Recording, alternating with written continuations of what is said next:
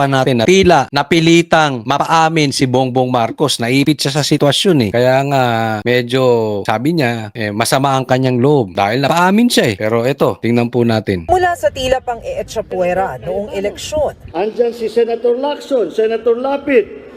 Hanggang sa ungkata ng paggamit ng iligal na droga. Batid ko na nagda-drug siya! Aray! Hindi na sikreto ang hidwaan sa Alam nyo, ako sa akin lang to. Sa akin lang. Wag sasamaan loob ninyo. Hindi sa kinakampihan ko si Amy. Alam nyo, binanatan ko rin. Pero ang lakas ng loob niya nung binanggit niya dito sa rally na ito. Kung tuloy-tuloy lang sana yung rally na ginawa, meron sanang magandang resultang nangyari. Diba? Nung kanagabihan, because second day to 3 day rally to. 3 days na rally to eh. Inalis na yung third day. Well, decision nila yan. I respect them. Pero kung tinuluyan nila yan, yung rally na yan. Sana merong resulta. Posibleng nagpadraga si Bongbong Marcos. Posibleng nagpahinga muna siya. Kasi ang tindi na nung siniwalat ni Jaime Marcos sa kalagayan ng Pangulo. Kaya lang, wala, tinapos yung rally. pagitan ng magkapatid na Pangulong Bongbong Marcos at Senadora Amy Marcos. Sa isang interview, may inamin ng senadora sa relasyon nila ng kanyang ading. How's your relationship with our president? Non-existent. At this point, of course, mahal ko siya, kapatid ko, pero I haven't seen him. Perhaps over a year now. Hindi na rin daw dumadalo si Senadora Amy sa family reunion. Hindi raw kasi siya komportable. Pinapayagan na lang niya ang kanyang mga anak kung nais pumunta ng mga ito. Kasunod ng pahayag na yan, nagsalita na rin ang Malacanang. Sabi ng palasyo, halos 3 taon nang hindi nag-uusap ang magkapatid. Kwento ni Palace Press Officer Claire Castro.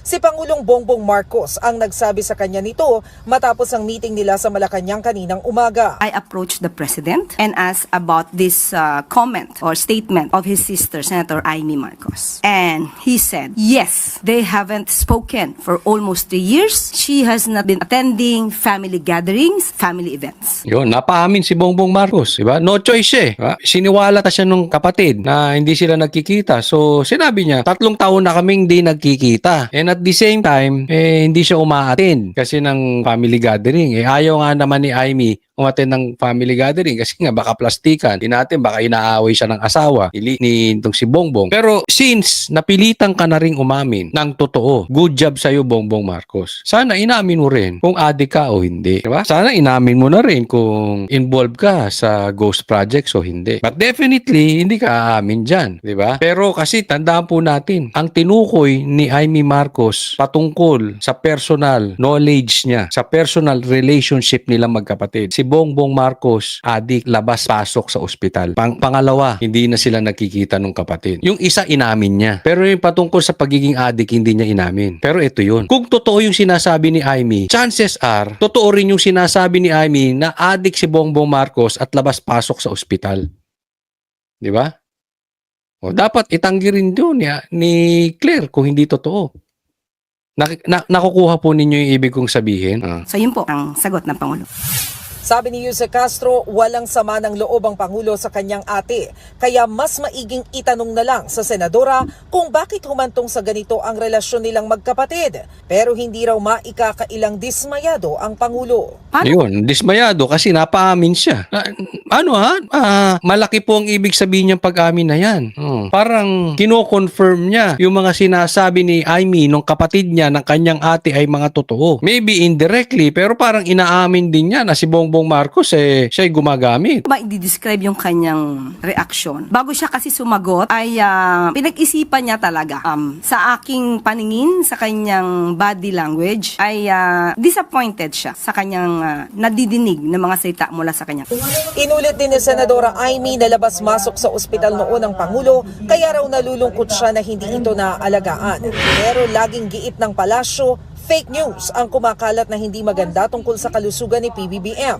Matatanda ang nag-jogging. So Claire, sinasabi mo fake news ang kapatid ni Bongbong Marcos, kapatid ng boss mo na labas-pasok. So Claire, sinasabi mo hindi labas-pasok si Bongbong Marcos sa ospital. Alam niyo kung bakit? Kaya ako dinidinan yan. Kasi hindi naman forever president to si Bongbong Marcos eh. Baka madidiscover natin someday with evidence na nililigaw ni Claire Castro yung mga information. Baka singiling ka ng taong bayan. Ang Pangulo sa Malacanang para patunayang maayos ang kanyang kalusugan. Nagbabalita mula sa Frontline, Maricel Halil. Nag-jogging lang ng kaiksi-iksi, malusog na. Buti kung 15 kilometers yung ginaging mo, ni hindi nga ata umabot ng 150 meters yung ginaging mo. You are a clown. Napatunayan mong ganyan, nag-jumping jacks ka ng 3, nag-jogging ka ng 150 meters, healthy ka na. Anong katangahan niyan, Bongbong Marcos? Diba? Pinaglululoko tayo nitong mga ito. Nako. Pa natin na tila napilitang mapaamin si Bongbong Marcos. Naipit siya sa sitwasyon eh. Kaya nga medyo sabi niya masama ang kanyang loob dahil napaamin siya eh. Pero eto, tingnan po natin. Mula sa tila pang eetsapuera noong eleksyon Andyan si Senator Lacson, Senator Lapid. hanggang sa ungkatan ng paggamit ng illegal na droga, Batid ko na nag-drug siya! Aray! hindi na sikreto ang hidwaan sa Alam nyo, ako sa akin lang to. Sa akin lang. Wag sasamaan loob ninyo. Hindi sa kinakampihan ko si Amy. Alam nyo, binanatan ko rin. Pero ang lakas ng loob niya nung binanggit niya dito sa rally na ito. Kung tuloy-tuloy lang sana yung rally na ginawa, meron sanang magandang resultang nangyari. Diba? Nung kanagabihan, because second day to 3 day rally to. 3 days na rally to eh. Inalis na yung third day. Well, decision nila yan. I respect them. Pero kung tinuluyan nila yan, yung rally na yan. Sana merong resulta. Posibleng nagpadraga si Bongbong Marcos. Posibleng nagpahinga muna siya. Kasi ang tindi na nung siniwalat ni Jaime Marcos sa kalagayan ng Pangulo. Kaya lang, wala, tinapos yung rally. pagitan ng magkapatid na Pangulong Bongbong Marcos at Senadora Amy Marcos. Sa isang interview, may inamin ng senadora sa relasyon nila ng kanyang ading. How's your relationship with our president? Non-existent. At this point, of course, mahal ko siya, kapatid ko, pero I haven't seen him. Perhaps over a year now. Hindi na rin daw dumadalo si Senadora Amy sa family reunion. Hindi raw kasi siya komportable. Pinapayagan na lang niya ang kanyang mga anak kung nais pumunta ng mga ito. Kasunod ng pahayag na yan, nagsalita na rin ang Malacanang. Sabi ng palasyo, halos 3 taon nang hindi nag-uusap ang magkapatid. Kwento ni Palace Press Officer Claire Castro. Si Pangulong Bongbong Marcos ang nagsabi sa kanya nito matapos ang meeting nila sa Malacanang kaninang umaga. I approached the president and asked about this comment or statement of his sister, Senator Amy Marcos. And he said, yes, they haven't spoken for almost 3 years. She has not been attending family gatherings, family events. Yun, napaamin si Bongbong Marcos, diba? No choice siya, diba? Siniwala ta siya nung kapatid na hindi sila nagkikita. So, sinabi niya, 3 taon na kaming di nagkikita. And at the same time, hindi siya umaattend kasi ng family gathering. Ayaw nga naman ni Amy umattend ng family gathering kasi nga baka plastikan. Di natin, baka inaaway siya ng asawa ni itong si Bongbong. Pero since napilitan ka na ring umamin ng totoo, good job sa'yo Bongbong Marcos. Sana inamin mo rin kung adik ka o hindi. Diba? Sana inamin mo na rin kung involved ka sa ghost projects o hindi. But definitely, hindi ka aamin dyan. Diba? Pero kasi tandaan po natin, ang tinukoy ni Amy Marcos patungkol sa personal knowledge niya, sa personal relationship nilang magkapatid. Si Bongbong Marcos, adik, labas-pasok sa ospital. Pangalawa, hindi na sila nakikita ng kapatid. Yung isa, inamin niya. Pero yung patungkol sa pagiging adik, hindi niya inamin. Pero ito yun. Kung totoo yung sinasabi ni Amy, chances are, totoo rin yung sinasabi ni Amy na adik si Bongbong Marcos at labas-pasok sa ospital. Di ba? O, dapat itanggi rin doon ni Claire kung hindi totoo.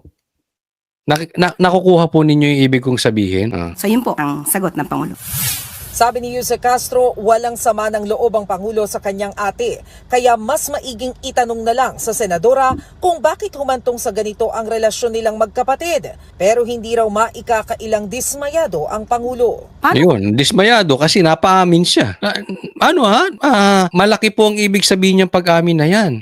Parang kino-confirm niya yung mga sinasabi ni Amy nung kapatid niya ng kanyang ate ay mga totoo. Maybe indirectly, pero parang inaamin din niya na si Bongbong Marcos siya'y gumagamit. I-describe yung kanyang reaksyon. Bago siya kasi sumagot ay pinag-isipan niya talaga. Sa aking paningin, sa kanyang body language ay disappointed siya sa kanyang nadidinig ng mga salita mula sa kanya. Inulit din ni Senadora Amy na labas-masok sa ospital noon ng Pangulo, kaya raw nalulungkot siya na hindi ito naaalagaan. Pero laging giit ng palasyo, Fake news ang kumakalat na hindi maganda tungkol sa kalusugan ni PBBM. Matatanda ang nag-jogging. So, Claire, sinasabi mo fake news. Ang kapatid ni Bongbong Marcos, kapatid ng boss mo, na labas-pasok. So, Claire, sinasabi mo hindi labas-pasok si Bongbong Marcos sa ospital. Alam niyo kung bakit? Kaya ako dinidiinan yan. Kasi hindi naman forever president to si Bongbong Marcos eh. Baka madidiscover natin someday with evidence na nililigaw ni Claire Castro yung mga information. Baka singiling ka ng taong bayan ha. Ang Pangulo sa Malacanang para patunayang maayos ang kanyang kalusugan. Nagbabalita mula sa frontline, Maricel Halil. Nag-jogging lang ng kaiksi-iksi, malusog na. Buti kung 15 kilometers yung ginaging mo, ni hindi nga ata umabot ng 150 meters yung ginaging mo. You are a clown. Napatunayan mong ganyan, nag-jumping jacks ka ng 3, nag-jogging ka ng 150 meters, healthy ka na. Anong katangahan niyang Bongbong Marcos? Diba? Pinaglululoko tayo nitong mga ito. Nako.